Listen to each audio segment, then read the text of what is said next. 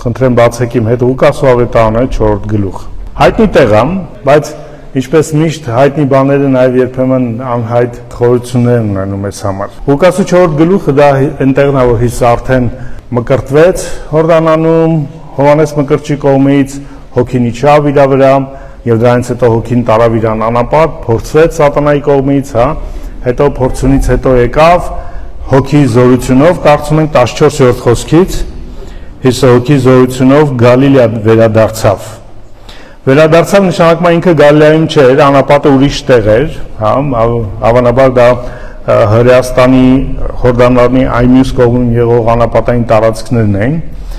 եւ նրա համբավը այն գավառի մեջ բոլոր կողմերը տարածվեց։ Եվ ինքը նրան ժողովարանների մեջ սովորեցնում էր եւ ամենքից փառավորվում էր 15 խոսքը, այսինքն ինչ որ ժամանակ անցավ վերադառնալուց հետո ու եկավ Նազարեթ։ Իսկ մեզ չէր որ անապատից վազելով եկավ Նազարեթ, վերցեց գիրքը կարդալու։ Իսկ մինչև Նազարեթ գալը Հիսուսը ողջ Գալիլեայում շրջում էր, արդեն որոշակի ծառայություն արեց, հրաշքներ, նշաններ էր գործում, հա, իր համբավը տարածվեց։ Ու եկավ Նազարեթ, ու ինքը մեծացել էր, եւ սովորությանը պես շաբաթօրը մտավ ժողովարանը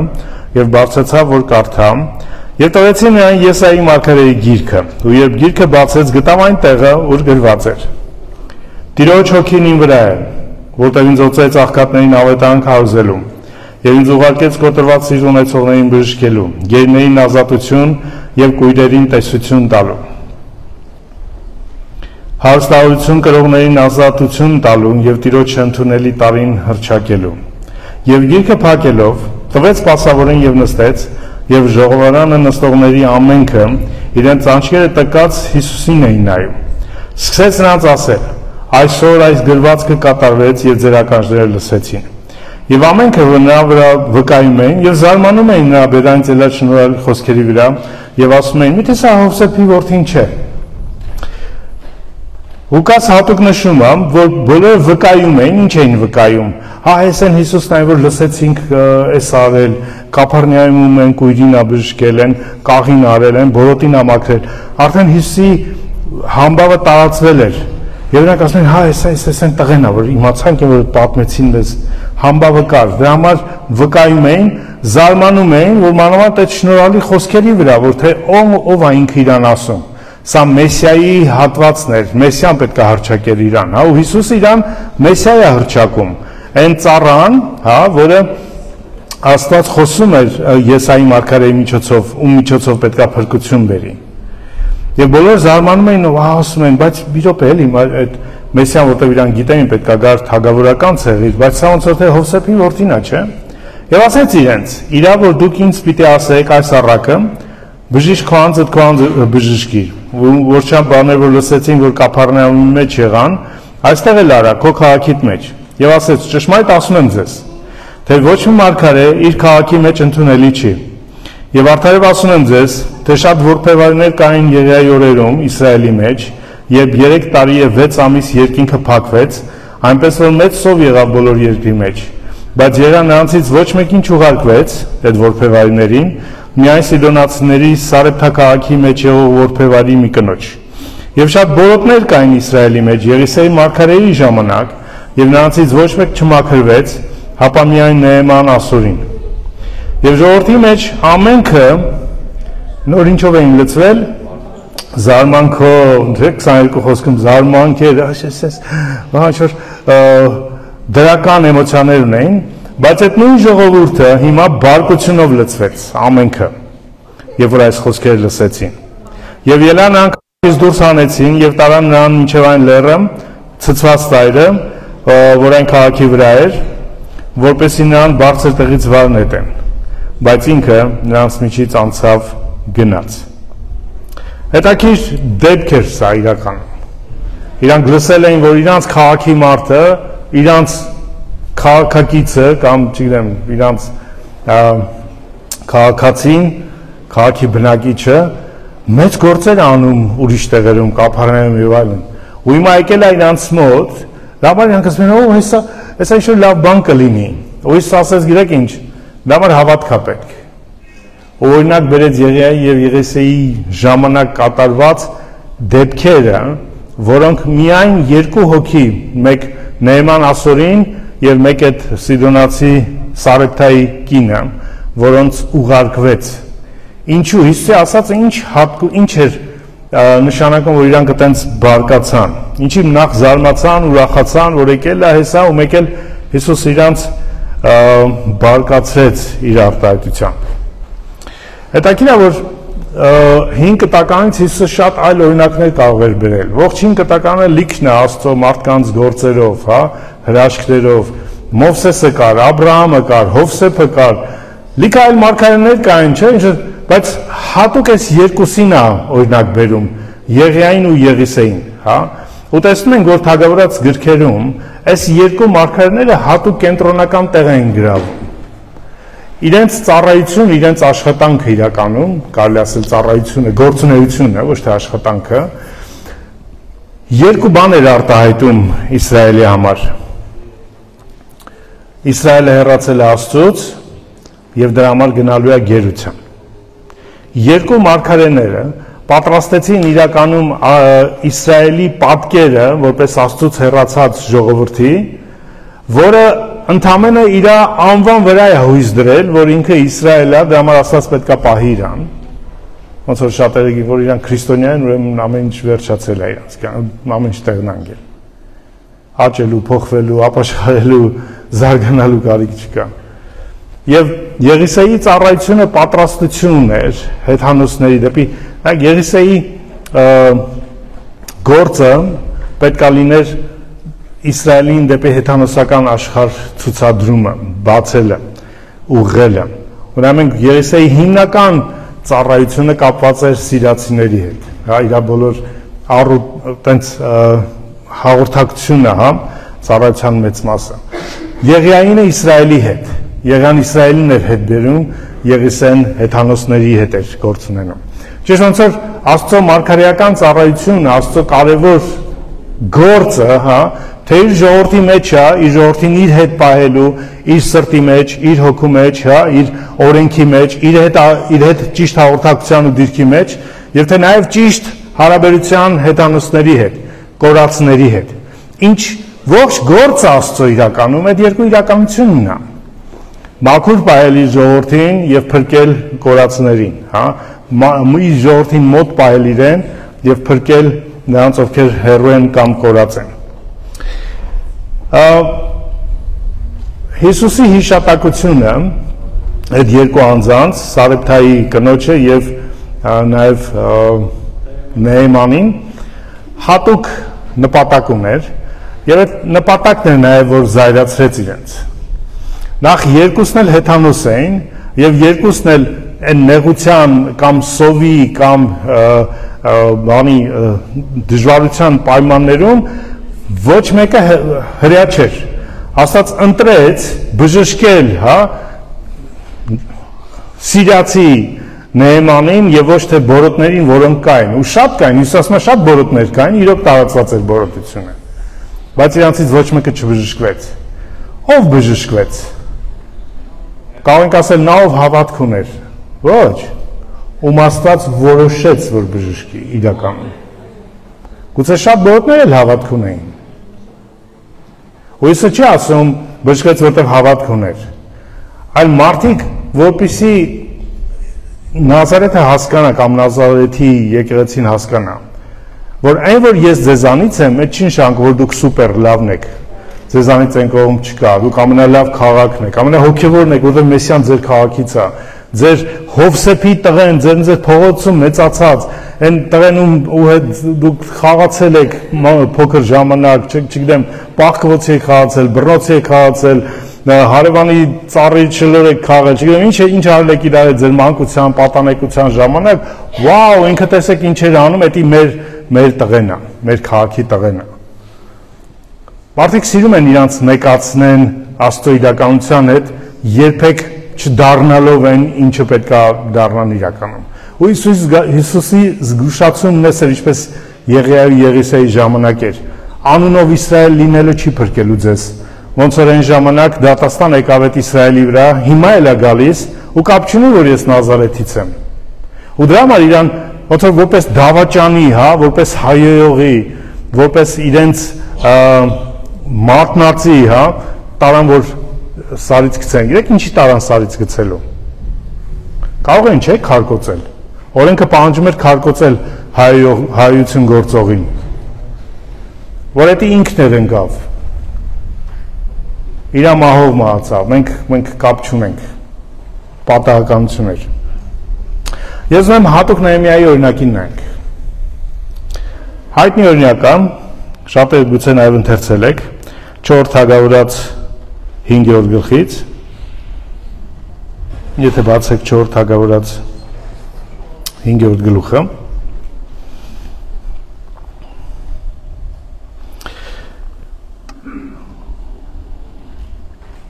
Եղիսեն որոշակի հրաշքներ անում ինչև այդ, ու այդ պատմությունների, Եղիսեի պատմությունների մեջ հատուկ Նեհեմանի պատմությունն է, ու մենք կտեսնենք ինչու, ու ինչա Հիսուսը անդրադառնում իրան։ Եվ ասորիների կամ սիրիացիների ավելի ճիշտ, իմ թարգմանության մեջ սիրիացիներն են ասորի կոչված, բայց իրանք այդ ասորիները չեն, որոնք Ասորեստանի Նինվեի ասորիները չեն։ Սիրիացիների թագավորի զորագլուխը Նեհեմանը իր տիրոջը առաջ մեծ եւ հարգանք ունեցող մարդ էր, որտեղ Տերը իր ձեռքով ասորիներին կամ սիրիացիներին կներեք փրկություն էր տվել, եւ այս մարդը զորավոր կտրիչ էր, բայց բորոտ էր։ Եվ ասորիների գունդերը Իսրայելի երկրի վրա ասպատակելուց մի փոքրիկ աղջիկ գերի էին տարել, եւ նա Նեհեմանի կնոջ ստրկուհին էր։ Եվ սա, այս աղջիկը, իր տիկնոջը ասեց. Ուշադիր լսեք ինչ ասում։ Երանի թե իմ տերս Սամարիայում եղող մարգարեի առաջ լիներ, այն ժամանակ նրան իր բորոտությունից կբժշկեր։ Եվ Նեհեմանը գնաց եւ իր տիրոջը թագավորին սիրիացիների պատմեց ու ասեց, որ Իսրայելի երկրից եղող այս աղջիկը այսպեսի բան է ասում։ Եվ սիրիացիների թագավորը ասեց Նեհեմանին. Գնա ուրեմն, ես Իսրայելի թագավորին նամակ կուղարկեմ, ու նա գնաց եւ իր ձեռքը 10 տաղանդ արծաթ եւ 6000 ոսկի եւ 10 ձեռք փոխվելու հանդերձ վերցրեց։ Այն ժամանակ փաստորեն շորը կարևոր էր։ Եվ Իսրայելի թագավորին բերեց նամակը, որ այսպես գրված էր։ Իսկն Սիրիայի թագավորի նամակը, Դամասկոսի թագավորի նամակը, Սամարիայի, ժամանակ Իսրայելը արդեն բաժանված էր երկու թագավորության, Իսրայելի հյուսային Իսրայելի թագավորին։ Ու այսպես գրված էր. Երբ այս նամակը քեզ հասնի, իմացած եղիր, որ իմ ծառան Նեհեմանը քեզ եմ ուղարկում, որպեսզի նրան իր բորոտությունից բժշկես։ Ու երբ Իսրայելի թագավորը նամակը կարդաց,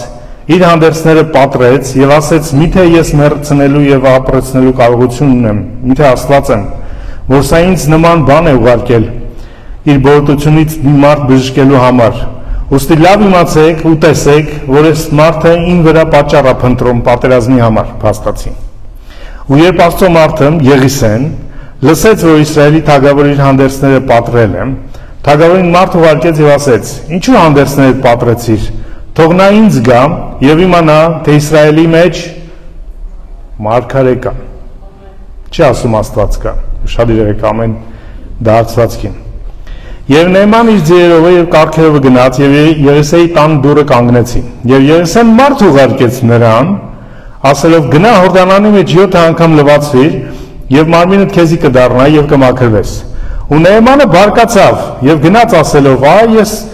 սպասում եի, որ նա անտարակույսի մոտ պիտի դուրս գա, կանգնի եւ իր Եհովա Աստծո անունը պիտի կանչի եւ ձեռքը տեղի վրա պիտի դնի եւ բողոքությունը բժշկի։ Դամասկոսի Աբանա եւ փարփար գետերը միթե Իսրայելի բոլոր ջրերից ավելի լավը չեն։ Միթե չեմ կարող նրանց մեջ լվացվել եւ մաքրվել եւ դարձավ բարկությունով գնաց։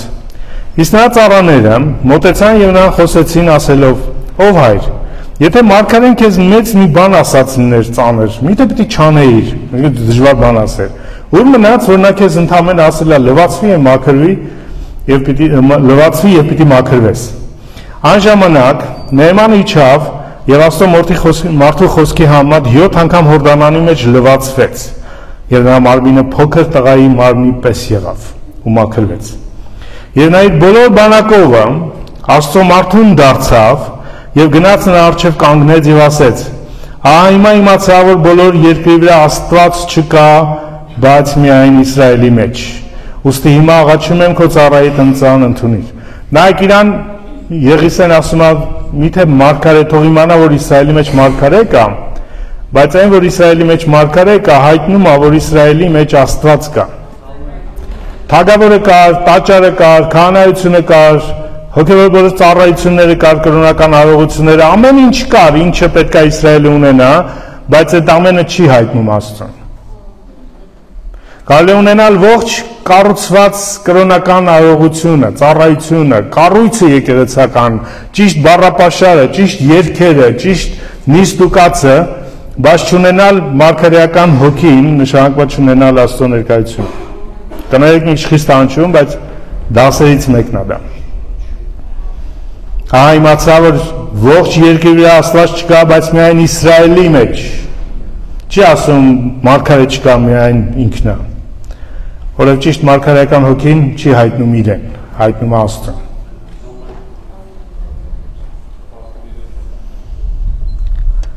Ու ասեց ընդունի ծառայիցդ, ծառայիցդ։ Ով էր ինքը Եղիսեն։ Ինքը Դամասկոսի նեյմանը, Դամասկոսի թագավորի կտրիչն էր, առաջին մարդն էր, այն կարգի, որ հատուկ իր համար թագավորը նամակ գրեց, ասեց նայի այս մարդուն բժշկես, ու եթե կարդում եք նամակը, կարդացինք նոր նամակը, ինքը խնդրանք չի, հրամայում է, չէ, իշխանություն կա այնտեղ, սպառնալիք կա, այդ հանուն այդ մարդու պատրաստ է այլ հարցերի գնալ, պատերազմի գնալ, կամ ինչի գնալ։ Ու հիմա այս Նեյմանը,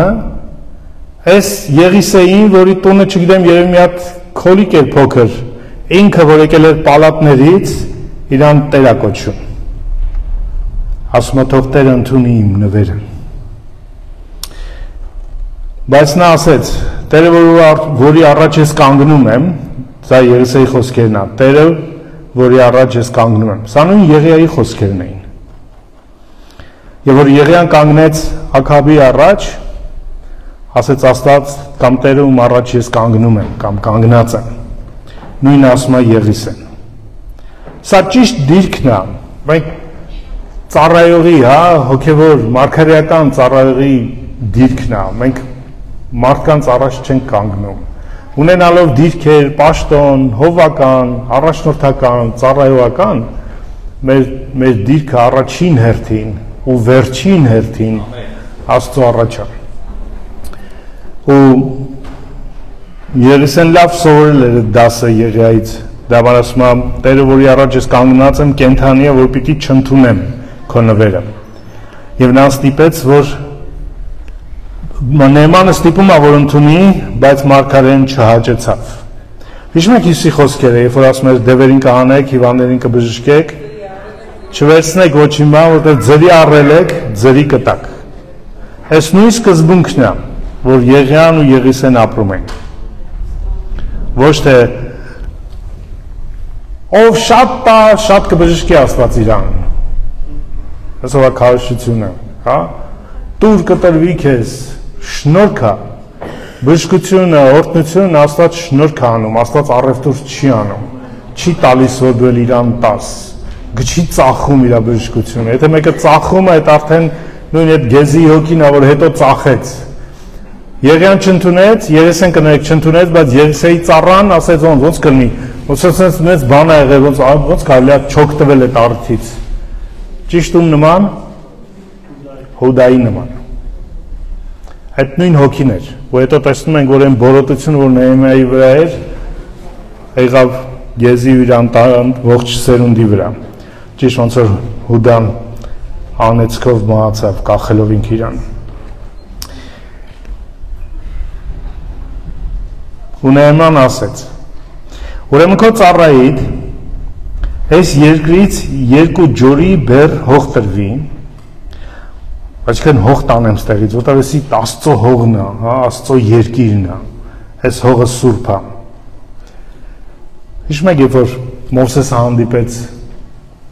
մորենու մոտ, էր ասեց հանի կոշիկներ,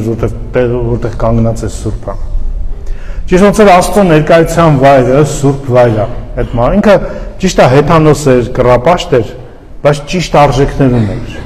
ճիշտ սիրտ ուներ, տենց ասած։ Դրա համար Աստված ընտրեց իրան նաև որոշակի։ Մենք նրանք ավելի խորը կտեսնենք ինչ է Աստված արել ու ինչի է Հիսուս ընտրել իրան։ Ու քո ծառատ այլևս ուրիշ աստվածների ողջակես կամ զոհ պիտի չանի,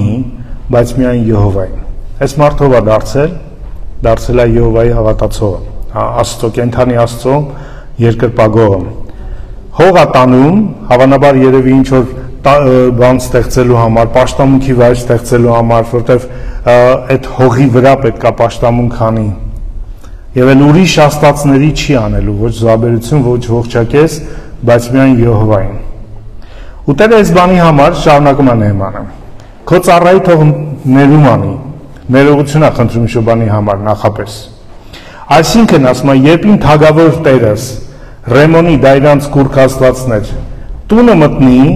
կամ տաճարը մտնի այնտեղ երկրպագություն անելու համար, եւ նրան, որ իմ ձեռքի վրա հենված կլինի, ես էլ ստիպված Ռեմոնի տանը մեջ ծրվեմ կամ կռանամ, այս բանին, այսինքն Ռեմոնի տանը մեջ իմ կռանալու համար Տերը թող քո ծառայի ներում անի։ Ինչ է ասում մարդը։ Ասում է, ես Եհովայինն եմ, բայց ես քանի որ թագավոր ունեմ, գլխիս Տեր ունեմ։ Ինքն էլ այդ Ռեմոնային է պաշտում, ու երբ որ գնանք, այդ ինքը գնում է այդ երկրպագության, ես էլ իր հետ գնամ, ու երբ որ ինքը, գիտեք ինչ էին անում թագավորները կամ մեծերը, իրենց շխախումբը, իրենց մոտիկներով իրենց հետ էին, բռնում էին ձեռքերը եւ միասին երկրպագում էին, որ հանկարծ ոչ մեկը նես չլի, եթե ինքը երկրպագում է իր կուրքին կամ իր Աստծուն, մյուսները չերկրպագ, ստիպում էր երկրպագելու ում ինքը երկրպագում է։ Որովհետև կարող է մարդը տանը ուրիշ կուրքեր էլ ունենար, հավատար չգիտեմ աստառովթին կամ չգիտեմ ինչին, բայց քանի որ ինքը թագավորը այդ Ռեմոնային այդ Ռոմանով էր երկրպագում էր, պետք է բոլորը իր հպատակները երկրպագեին այդ կուրքի։ Ու սա կարևոր սկզբունք է հիշելու համար։ Թող Տերը նեղություն տա, Երեսեն ասեց նրան, գնա խաղությամբ, և Նեհմանը նամոտից գնաց։ Հետո Գեզին որոշում է, որ օգտվի առիթից և անեծք է ժառանգում, ոչ թե հարստություն։ Հոգևոր Աստծո գործի մեջ, Աստծո արածի մեջ, շնորհքի մեջ փող աշխատելը անեծքի աղբյուր է, անեծք բերեց, բորոտություն բերեց իր վրա։ Նույն Գեզիի վրա, որ կարող էր ինչպես Եղիսեն ժառանգեց Եղիայի հոգևոր ծառայությունն, օծությունը, տենց էլ Գեզին կարող էր ժառանգել։ Ինքը ճիշտ Հուդայի նման, Հուդայի կերպարն է 5 կտականում, որը կարող էր կամ Աստծո ծառայի հետքերով գնար, հոգևոր արժեքների հետևից եւ ժառանգեր, Աստծո չգիտեմ, մարգարե լինելու, Աստծո մարդ լինելու, ամենամեծ կոչումն է Աստծո մարդ լինելու իրականությունը, ճիշտ ինչպես Հուդան կարող էր առաքյալ լինել, ու այդ Երուսաղեմի հիմքերից մեկը իր անունով գրված ուներ երկնային Երուսաղեմի, բայց ինքն ընտրեց կարճ ժամանակավոր օգուտը։ Քո Տերը հրաժարվել է, չէ՞, Տերը բան է նշանակում, Եղիսեն եթե հրաժարվեց, ուրեմն բան կար այդտեղ, խորհուրդ կար, սկզբունք կար, նպատակ կար, կարևորություն կար, Աստված է այդտեղ, այդ ամեն process-ի մեջ Աստված է, Եղիսեն տեսնում է Աստծո ձեռքը, Գեզին չի տեսնում, Գեզին տեսնում է նյութը, հարստությունը, եւ ժառանգեց այն անեծքը, որը ժառանգել էր իրականում Նեհմանը։ Որն է պատմության իմաստը իրականում։ Որոշները պատմության իմաստը տեսնում են Գեզիի անիծվելու մեջ։ Կա այդտեղ դաս, բայց դա հիմնական դասը չի։ Պատմությունը այլ դաս ունի, ավելի խորը դաս ունի։ Եկեք նայենք նրան, որը նաև մեր դասն է, խոշոր հաշվով։ Ու այն դասն է, որի պատճառով է Հիսուսը խոսում Նեհմանի օրինակը։ Այս պատմության մեխը այդ գերի աղջիկներ, ում գերի էին տարել բռնին, սիրացի զորքերը ուժի, կարողության, հնարավորության պատճառով փոքրիկ աղջկան գերի են տարել։ Ու հիմա ինքը այդ Նեեմանի կնոջ ստրկուհին էր։ Այս աղջիկը ավելի լավ էր տեղյակ Իսրայելի հոգևոր իրականությունից, քան թագավորը։ Այդ նույն խնդրին, բորոտության խնդրին, թագավորը ասեց, ես Աստված եմ, որ ապրեցնեմ, ինչի է ինձ ուղարկել։ Աստծո մարդն է լսում, որ թագավորը իր հագուստները պատրել, ասում է, ոնց որ մի հատ հավաքի քեզ, ինչ ես հիստերիայի մեջ ընկել։ Հենց ես քեզ պահում, ոնց որ թե մարգարե չկա, ոնց որ թե դու չգիտես, որ Աստված մարգարե ունի այստեղ։ Այո, առաջնորդությունը, որ անտեսում է մարգարեական հոգին, միշտ հիստերիայի մեջ ալնելու, միշտ հուսահատության մեջ ալնելու, միշտ Աստծո նպատակի, Աստծո ծրագրի, Աստծո կամքը ճանաչելուց դուրս ալնելու։ Ու այս աղջիկը հակառակը տեղյակ է, ինքը գտնվում է Սիրիայում, թագավորը գտնվում է Սամարիայում, իր քաղաքում է մարգարեն, բայց այս աղջիկը այնտեղ ավելի լավ տեղյակ է ինչա կատարվում Իսրայելում, քան թագավորը։ Գիտեք ինչի։ Դուք ինչից եք տեղյակ։ Ինչը ձեզ հետաքրքիր է, ինչը ձեր սրտում է, դրանից դուք տեղյակ եք։ Դուք այդ նորություններն եք փնտրում, այդ լուրերը, այդ ինֆորմացիան, ինչին ձեր սիրտը ծառավ է, դուք այդ էլ փնտրում եք տեղեկություն։ Ինչի էս աղջիկը գիտեր Սամարիայում եղող մարգարեի մասին, ինքը աղջիկ ժամանակ էր, չէ՞, փոքր աղջիկ, հատուկ գրված է, փոքր աղջիկ են գերի տարել։ Ճիշտ ոնց որ Մովսեսը փոքր տարիքում տարվեց։ Բայց այդ փոքր տարիքից իր սրտում Աստված կար, Յահվեն կար իր Յահվեի պաշտամունքը կար, իր ժողովուրդը կար, իր Իսրայելը կար, իր մարգարեն կար, Աստծո գործը կար։ Այդ սիրտ ուներ այդ աղջիկը։ Ու իր ասածը ինչ է ասում։ Ախ երանի թե իմ տերս Սամարիայում եղող մարգարեի առաջ կանգներ կամ լիներ։ Չի ասում ուղղակի գնար Սամարիա։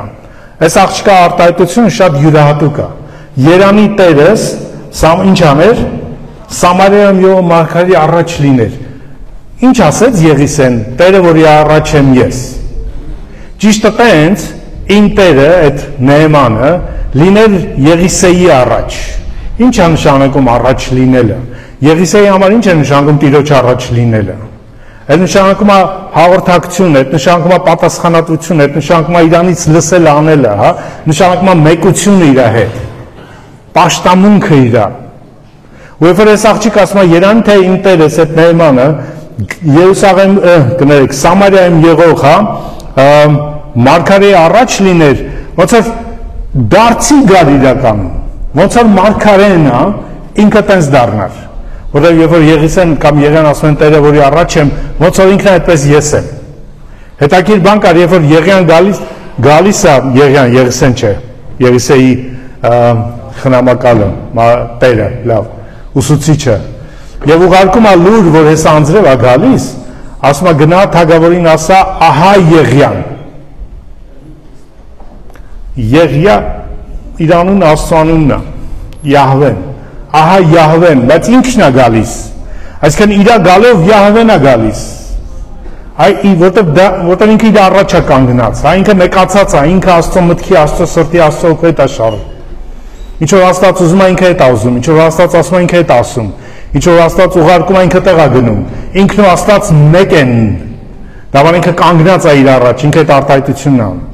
Ու այդ աղջիկ ասում է երանի իմ տերը կանգներ այդ այն Սամարիայում մարգարեի առաջ, հա, այդ հավատքի ոնց որ մարգարեները այդ այնց լներ ինքը, նույն բանը հավատա, նույն բանը մտածեր, նույն բանը ուզեր։ Ով է Եղիսեն, Աստծո ծառան։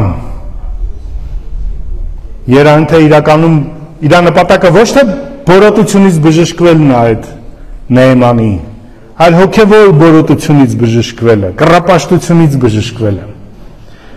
Որովհետև ապրելով կռապաշտ Նեեմանի տանը ինքը ստիպված է, ոնց որ այդ կռապաշտ Նեեմանը ստիպված պաշտում էր իր թագավորի կուռքին, այդպես էլ ինքը ստիպված էր պաշտելու իր Նեեմանի կուռքին։ Այդ որտեղ ուրիշ Աստծոանուն չէր, իրավունք չկար կանչելու իրանց տանը, բացի տան տիրոջ կուռքի անունից։ տոները իր անունով էր, հա, զոհաբերությունները իր համար, ամեն ինչ կապված էր իր կուռքի հետ, ու այս աղջիկը, որ փոքր տարիքում Իսրայելից գերի է տարվել, իր սրտում Եհովայի պաշտողն է մեկը, թեև իրան ստիպում են, զոռում են պաշտելու այդ կուռքին, ու իր նպատակը մենակ այն չի, որ իր տերը բժշկվի բորոտությունից, այլ որ ինքը ազատ կարողանա պաշտի Եհովայի, որտեղ որ իր տերը բժշկվեց բորոտությունից, հավատալու է Եհովային, հետ է գալու, Եհովային է պաշտելու, ինքն էլ է արդեն ազատ պաշտելու Եհովային։ Իր նպատակը բժշկությունը չի, պաշտամունքն է, իր ազատ պաշտամունքը։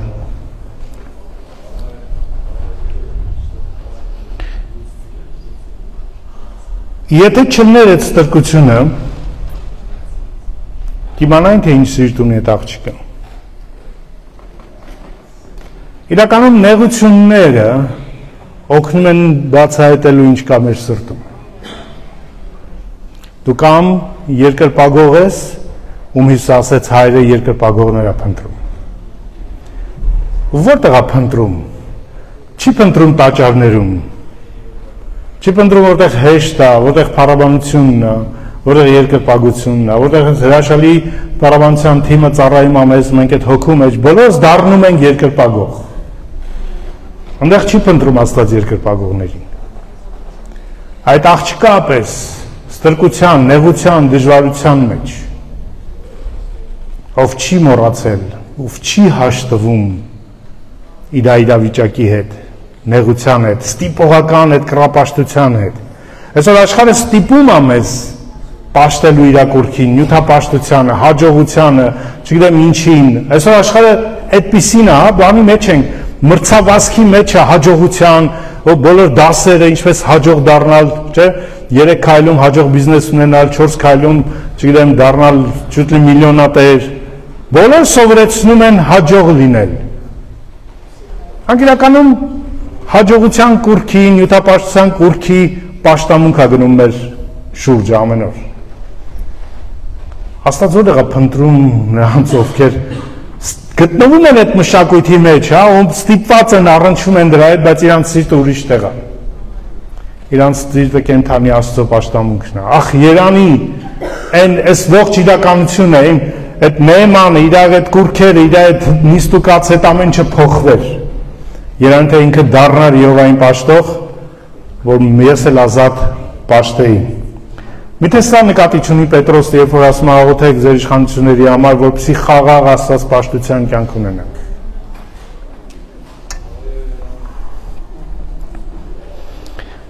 Արդյունքը եղավ դա։ Նեեմանը եկավ, իզուր չէր, որ Նեեմանը բորոտություն ուներ։ Նեեմանը բորոտություն ուներ, որտեղ Աստված տեսել էր իր ժողովրդի իսրայելացի աղջկա սիրտը, պաշտամունքի ձգտումը։ Դա համար բորոտություն պետք է լիներ, դա համար բժշկություն պետք է լիներ, եւ Նեեմանը պետք է գնար հետ, ասեր, այ աղջիկ, մի հատ մեզ ինձ ասել Յահվեին ոնց ենք պաշտում։ Ու այդ փոքր աղջիկը, որը ստրկուհի էր, ճիշտ դառնալու էր քահանան այդ տան, առաջնորդելու պաշտամունքին։ Որով ինքը գիտեր, ու ինքը սրտով երկրպագողն էր։ Հիսուսը իր ծառայությունը նմանեցրեց Եղիսեի ծառայությանը։ Ու բոլոր բաները, որ Հիսուսը անում էր, Եղիսեն հացը բազմացրեց, Հիսուսը բազմացրեց հացը։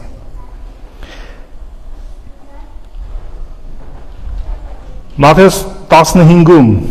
եւ Մարկոս 7-ում երկու դեպք է գրված, որ երկու մահավատաններում կա։ Դա Սիդոնի եւ Սյուդոնի Տիրոսի կողմերում Հիսուսին հանդիպած կինն էր, ում աղջիկը դիվահար էր տանը, եւ ով խնդրում էր Հիսուսին իր աղջկա դիվահարության բժշկությունը։ Առաջին հայացքից այս Նեեմանի պատմությունը եւ Հիսուսի այս պատմությունը իրար հետ կապ չունեն։ Բայց քանի որ Հիսուսը կրկնում էր այն, ինչ որ արել են Եղիան եւ Եղիսեն, այս պատմությունը նույնպես կրկնությունն էր, ավելի խորը հոգեվոր իմաստով բացահայտելու, ով է Հիսուսը եւ իր ծառայությունը։ Նախ խոստացված էր, որ Եղիան պետք է գար, ու Հիսուսը հետո Եղիայից հետո իրան գիտեին, Եղիանը Եղիայից հետո ով է, Եղիսենը, չէ՞։ Եղիան Իսրայելին էր ծառայում, Եղիսեն հեթանոսներին էր ծառայում։ Ու Հիսուսին երբ որ հարցին Եղիայի համար, ասեց Եղիան եկել է, ով ինքը, Հովհաննես Մկրտիչն է։ Ուրեմն ինքը ով է։ Եղիսեի ծառայողն է, չէ՞, հեթանոսներին ծառայողն է։ Ու դրա համար ինքը բարձրանում է Սիդոնացիների կողմերը, եւ այնտեղ մի տան մեջ, Մարկոսն ասում, մի տան մեջ գտնվում էր, եւ այդ կինը գալիս է, որը սկսում է Հիսուսին խնդրել ու աղաչել, որ իր աղջկա համար, Մատթեոս 17-ն ենք ընթերցում, 22 խոսքից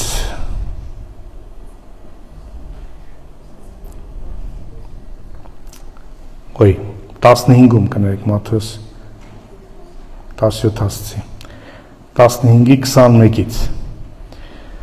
Իմ մոտ նշել էի 15-ի 17-ը, որտեղ Հիսուսը խոսում է նրա մասին, որ բերանից մտնողը չի պղծում, այլ սրտից դուրս եկողն է պղծում մարդուն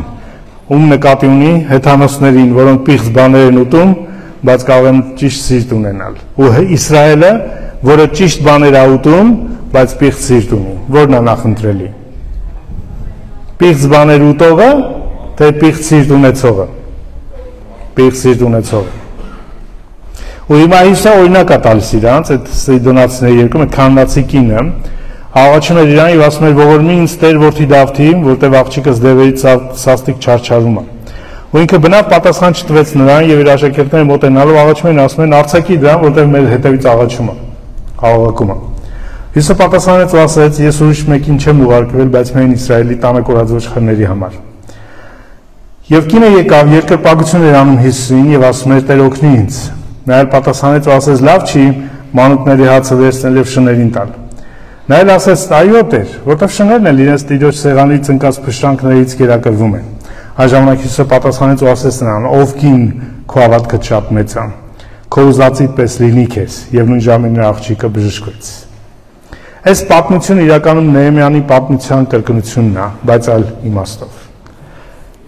Դևը կամ դիվարությունը, իսրայելացի աղջիկը Նեհեմանի պատմության մեջ դիվահար չէր, բայց գտնում էր դիվական միջավայրում, սաստիկ նեղվում էր այդ կռապաշտական միջավայրից։ Ինչպես տեսանք, այդ առիթ օգտագործեց, որպեսզի իր երազանքը, ազատ պաշտելու Եհովային, Յահվեին հնարավոր եղավ, որտեղ իր Նեհեման Տերը բորոտություն ուներ։ Այս նույն պատմությունն է ազատագրումը հեթանոսին։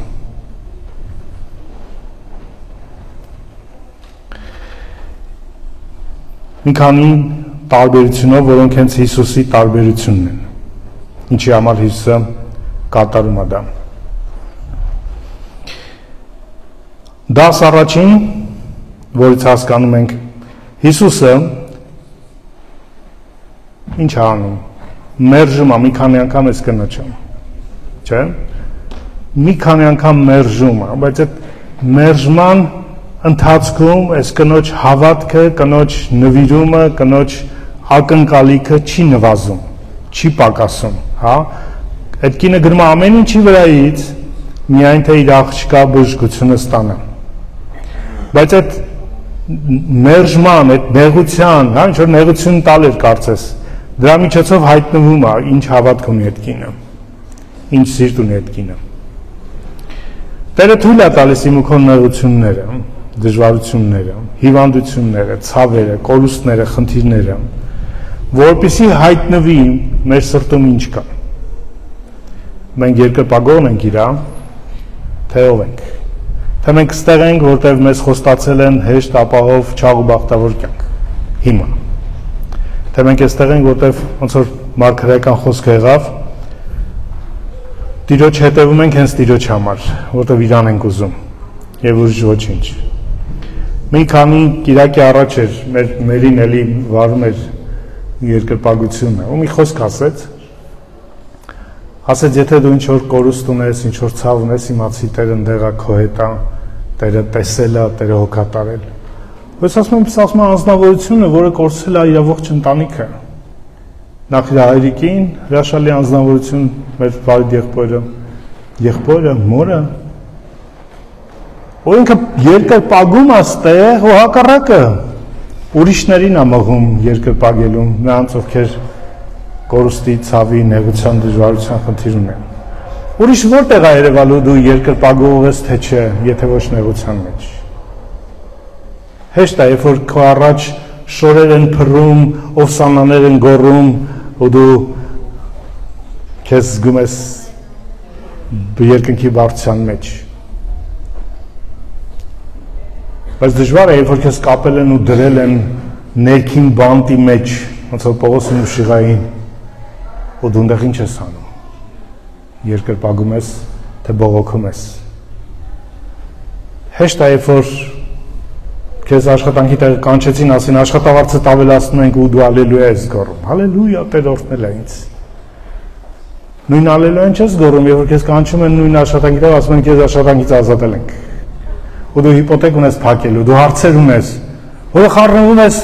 ու չես հոբի նման չես ասում, Տերը տվել է, Տերը վերցրեց օգնելա Տիրոջ անունը, Տերը կհոգա ինձ։ Իմ հոգանողը Տերն է, դու չես, քո տված աշխատավարձ չի։ Մեր երկրպագող սիրտը տեղ է երևում նեղության մեջ, ոչ թե օրհնության մեջ։ Լավ է օրհնություն ունենալը, նշ չէ որ Տերը մենակ նեղություն է տալիս, որ դու բայց կյանքում նայել կա։ Ու երկրպագողի համար էական չի իրականում որտեղ է ինքը հավասար ձևի շնորհակալ է Տիրոջից թե ստանալուց, թե շարունակում է հավատալ է Տիրոջը կորցնելու ժամանակ։ Դա կարևոր դասն է այս պատմության մեջ։ Հիսուսը թույլ է տալիս, որպեսզի հայտնվի մեր սիրտը, երկրպագողը թե չէ։ Նրանց, ովքեր ոչ թե նայում են խնդրի մեծության իրենց կյանքում, այլ նայում են մեծ հորը ու հոր մեծ սիրուն, ու մնում են իր երկրպագողները, որտեղ նման երկրպագողներ է փնտրում Աստված։ Դաս երկրորդ այս պատմություններից։ Աստված թույլ է տալիս քո նեղությունը, եթե քեզանով ուրիշները պիտի օրհնվեն։ Ցանկացած դժվարություն, նեղություն, որ դու անցնում ես, ցավը, դժվարությունը, բայց իմացի, եթե դու ես անցնում դա, որպես Աստծո զավակ, այդ նշանակում է ինչ-որ մեկը պետք է օրհնվի քո միջոցով։ Դու հենց այնպես չես անցնում, դա միայն քո սրտի դրսևորման համար չի, դա ուրիշի օրհնության համար է։ Այդ աղջիկը երբ որ գերություն գնաց, ցավեր իրեն էլ, իր ընտանիքին էլ, չէ՞, պատկերացեք ձեր աղջկան գերի տանեն, ստրուկ դարձնեն կռապաշտ ազգի մեջ, փոքր տարիքից։ Նրանք ովքեր ծնողներ են գիտեն ինչ ցավ է ծնողի համար։ Իսկ ցավը այդ երեխու համար, աղջիկ երեխա մեծանալ ուրիշ ազգի մեջ, ուրիշ մշակույթի մեջ, հա, ստրկուհի որպես կտրել են, խլել են իրան, իր ընտանիքից, իր ապահովությունից, հա, ու հիմա այդ կռապաշտ իրականության մեջ ու այդ աղջիկը չէր պատկերացնում, որ մի օր իր ստրկության, իր նեղության հատուցումը, պատճառը պիտի լինի մի հատ ողջ Գերդաստանի փրկությունը, Նեեմանի։ Ավելին, Նեեմանը պաշտելով Եհովային հաստատ չէր փնտրելու պատերազմ Իսրայելի հետ, խաղաղություն էր փնտրելու։ Իսկ դրանով նաև Աստված մի հատ ավելի մեծ ծրագիր էր լուծում։ Ոչ միայն այդ աղջկա պաշտամունքի հարցը, ոչ միայն Նեեմանի ընտանիքի փրկության հարցը, այլ ազգերի մեջ խաղաղության հարցը։ Միթե դա չի անում Հիսուսը։ Մեր կյանքում բերելով խաղաղություն, մեր ու մեր հարազատների հետ բերելով խաղաղություն եւ ողջ ազգերին պիտի բերի խաղաղություն, չէ՞, խաղաղության իշխանն է ինքը։ Իր թագավորությունը խաղաղության թագավորությունն է լինելու։ Ու այդ իր խաղաղության թագավորությունից առաջ տեսնում ենք ինչ պետք է լինի, պատերազմ, կռիվ, չէ, անխաղաղություն, պատերազմներ պիտի շատանան ազգի վրա իր գալուստից առաջ։ Ու ինքը պետք է գա այդ բոլոր հարցերը լուծի, պետք է խաղաղություն բերի ազգերի մեջ։ Ճիշտ ինչպես այս Նեեմանի դեպքի մեջ եղավ։ Ու դրանից հետո երկար ժամանակ տեսնում ենք սիրիացիները չհարձակվեցին Իսրայելի վրա։ Իսրայելի Սիրիայի թագավորի այդ նամակը խոսում էր ինչ որտեղ տենց հորթ ու բորթ անելու, չէ, տես պարտադրելու, այն որ վախացնելու, պատերազմի պատրաստ թագավոր էր։ Նես չէր որ խաղաղ էր իրանց հարաբերությունը, ամեն պահի կարող էր պատերազմ լինել։ Բայց հիմա Աստված աննկատ ձևի, հրաշալի ձևի, չէ, մի աղջկա ու բորոտության միջոցով բերում ազգերի խաղաղության հարցը։ Ու դու չգիտես, թե քո նեղությունը ում համար ինչպիսի օրհնություն կարող է լինի։ Ու երբ որ անցնում ես նեղություն, մենակ մի մտածի, վայ, ինչ նեղություն է, ոնց անցնեմ, ինչ, մտածի ում համար է օրհնություն լինելու ինքը։ Ում կարող ես օրհնել։ խաչի վրա Հիսուսը ինքը նեղություն էր կրում, բայց օրհնություն եղավ այն ավազակին, որը անհույս պետք է մահանար, բայց հիմա այսօր դու իմ հետ դրախտում կլինես։ Միշտ կապ չունի ինչ վիճակում ես, օրհնելու տեղ կա։ Մարդ կա, ում Աստված քեզ մցրել է այդ իրավիճակի մեջ, ում կարաս օրհնես, ում համար օրհնություն կլինես, ում համար ճիշտ է աղջկա, ստրուկ աղջկա նեղությունը դարձավ օրհնության պատճառ։ Հետպես էլ քո։ Ինչ որ ես անում ես Տիրոջ համար, քո ծառայությունը, նեղություն ես կրում։ Բոլորն էլ ոչ մեկով ծառայություն է անում, հեշտ չի։ Ժամանակ ես ծախսում, ֆինանս ես ծախսում, ներվ ես ծախսում, մանավանդ եթե մարդկանց հետ է ծառայությունը, դժվար է, չէ՞։ Նեղությունը, բայց առանց այդ նեղության օրհնությունը չի լինում։ Այս խումբը որ sense հրաշալի փառաբանում է մեզ համար, նեղություն է կրել։ Փորձի, ժամանակի, իրար մունաթի, մեկը առաջ անգել, մեկը հետ անգել, մեկը ուզել է, մեկը չի ուզել, բայց այդ նեղության արդյունքը ի վերջ եղել է մեր օրհնությունը։ Ձեր զոհաբերությունները, տասնորդները, իրանք նեղություն են, այն իմաստով, որտեղ դուք կտրում եք, չէ՞, ձեր բյուջեից, ձեր ընտանեկան, բայց դրա միջոցով եկեղեցին օրհնություն է անում։ Մենք կարողանում ենք կերակրել, հոգ տանել։ Ու եթե նույնիսկ դու անձամբ չես տեսնում, թե քո նեղությունը ում ինչ օրհնություն կլինի, հիշի, որ Աստված քաղում արդյունքը։ Աստված քաղում արդյունքը։ Դու կարող ես այս պահին չքաղես իրան, բայց Աստված քաղի։ 10-րդ Մեր կյանքը, նույնիսկ մեր խնդիրները Աստծո մեծ ծրագրի մասն են կազմում։ Այդ աղջիկը չգիտեր, որ իր ստրկությունը Աստծո մեծ ծրագրի մաս է։ Եղիսեն չգիտեր, որ իր ծառայությունը Աստծո մեծ ծրագրի մաս է, որ պիտի մի օր գար Աստծո որդին ու իր ծառայության միջոցով նախատիպար տար, նախանմուշ տար, օրինակ տար, ձեռագիր տար ավելի մեծ թագավորության իրականացմանը։ Պիտի գար իրական թագավորը, ոչ թե այն թագավորը, որ չէր ճանաչում իրան, այլ այն թագավորը, որ հակառակը Աստծո թագավորն է, Աստծո ուզած թագավորն է, Աստծո կամքի, Աստծո ճանաչման իրականությունն է բերում։ Ու այս պատմության մեջ մի գողտրիկ նկարագիր կա։ Ճիշտ ինչպես այդ աղջիկը գնաց ուշադիր է, ինչպես այդ աղջիկը գնաց գերության եւ հետո Հեթանոսին Յահվեին ճանաչելու պատճառ եղավ։ Այդպես էլ Աստծո Իսրայելը, Աստծո աղջիկը կգնա գերության, որպեսզի հեթանոսներին փրկություն լինի։ Բոլոտությամբ վարակված, մեր կռապաշտության, անհավատության, մեղքի բոլոտությամբ հեթանոսները փրկություն ունենան։ Որովհետև այդ աղջիկը չգնար, այդ Նեեմանը փրկություն չէր ունենալու։ Այո, գերության գնաց, բայց գերությունը բերեց հոգևոր ազատության։ Ճիշտ նույն ձևի Իսրայելը պետք է գերության գնար ու տեսնում եք 4 թագավորած գրքի վերջում Իսրայելը գերության է գնում։ Բայց հետո հեթանոսներին փրկություն եղավ։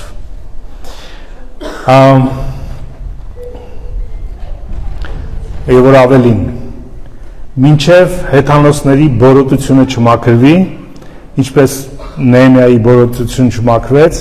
այդ աղջիկը ազատություն չունեցավ իրական պաշտելու Յահվեին։ Ճիշտ այդպես, մինչև Իսրայելը չգնա գերության, անհավատության գերությանը, ինչը Հիսուսը հռչակում էր, իրական հեթանոսների փրկությունը չէր լինի, եւ հեթանոսների միջոցով իրական պաշտամունքը Յահվեի, որը Իսրայելը կորցրել է, չի լինելու։ Իսկան իրական պաշտամունքը հրյաների հեթանոսների Աստծո Հիսուսի պաշտամունքի մեջ է։ Այսինքն հեթանոսների, ովքեր ճանաչում են Հիսուսին, երրորդությունը, իրանց ճանաչման համար պետք է Իսրայելը գնար գերության, ու Իսրայելի փրկությունը դրա միջոցով։ Եվ 14-րդ վերջի դասուսանով կավարտեմ։ Քանի դեռ մարգարեական ծառայությունը չի վերականգնվել, եկեղեցին չի տեսնելու անտեսանելին, ինչպես թագավորը չէր տեսնում, բայց այդ աղջիկը տեսնում էր ու Եղիսեն տեսնում էր։ Քանի մարգարեական ծառայությունը չի վերականգնվել եկեղեցում,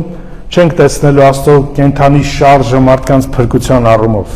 Չենք տեսնելու նեմանների բժշկությունը կամ մարդիկ, ովքեր Հենց Աստծո մարդիկ, Աստծո եկեղեցու մարդիկ, ովքեր դժվարություն են ունենում, չեն տեսնելու Աստծո մեծ ծրագիրը։ Որովհետև որ չկա այդ մարգարեական, մարդը նեղություն անում, ասում են համբերի Տեր ուղղակի փորձություն ա տվել, թույլ ա տվել, ուղղակի որ դու դիմանաս։ Ֆոկուսը դու ես ընդհանրապես, քո դիմանալն է։ Ուղղակի սովորի դիմանալ, ոչ թե տեսնելու մեծ ծրագիրը, որ քո նեղությունն Աստծո մեծ ծրագրի մաս է։ Դու մեծ բանի մեջ ես գտնվում։ Դու Աստծո մեծ տան մեջ ես։ Μην այ մենակ քո խնդրին որպես քո խնդիրն է։ Դա քո խնդիրը չի, դա խնդիրը, որ Աստված օգտագործում է մեծ բանի համար, մեծ ծրագրի համար։ Դա մար Պողոս ասում է ուրախանում եմ իմ նեղությունների համար։ Հակոբոս ասում է ուրախացեք, երբ որ կերպ փորձանքների մեջ եք։ Ինչ հիմարություն է ուրախանալ նեղությունից։ Դու չես տեսնում գուցե, բայց Աստված մեծ ծրագիր ունի։ Տեսնել մեծը, նա մարգարեական հոգին է, մարգարեական հայացքն է, Եղիսեի նման, Հիսուսի նման։ Ու կան եկեղեցին չի ունեցել, չունի այդ մարգարեական հայացքը աշխարհին, եկեղեցուն, հա, կատարվող իրականություններին Աստծո ձեռը չի տեսնում, միշտ մնալու են բողոքող թագավորի նման։ Ես ես կարող եմ, բայց ես չեմ կարող, կտրված Աստծո կամքից, Աստծո պատկերից, Աստծո պատմությունից, Աստծո իրականությունից։ Թեև կրում Աստծո անունը, Աստծո թագավորն էր ինքը։ Ամեն ինչ կարգավորված էր իր քաղաքի մեջ, պաշտամունքը եւ այլն, բայց չկար Աստված, Աստծո ծրագիրը, Աստծո նպատակը։ Դրա համար էլ այդ թագավորությունը վերացավ ու Աստված ուրիշ թագավորություն բարձրացրեց, Հիսուսի թագավորությունը։ Այս թագավորը ճանաչում է հոր կամքը։ Այս թագավորը մեր կյանքում նեղությունների մեջ գալիս է ու ցույց է տալիս Աստծո մեծ կամքը, մեծ նպատակը։ Ու մենք հասկանում ենք ոչ թե հավատացել ենք, որ նեղություն չունենանք, այլ որ նույնիսկ մեր նեղությունները Աստծո մեծ փրկության ծրագրի մասը դառնան։ Դա համար ուրախ ենք իրանց համար։ Եկեք կանգնենք իր առաջ։